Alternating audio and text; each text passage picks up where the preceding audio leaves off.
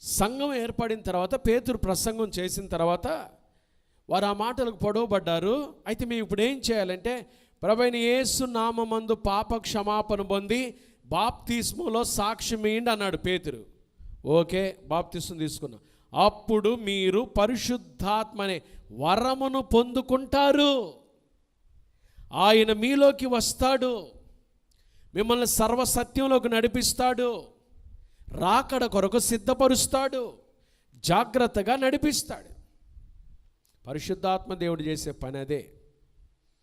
అందుకనే ఆయన అగ్నితో పెంతుకొస్తున్న పండుగ దినం యేసు ప్రభువారు ఎత్తబడిన తర్వాత దేవుని బిడ్డలందరూ ఒక చోట చేరి దేవుని ఆరాధన చేసే సమయంలో ఆ రోజు పెంతుకొస్తు పండుగ దినం పరిశుద్ధాత్మ దేవుడు అగ్ని జ్వాలలుగా కుమ్మరించబడ్డాడు. వారు చూశారు, అగ్ని దిగి రావటం చూశారు.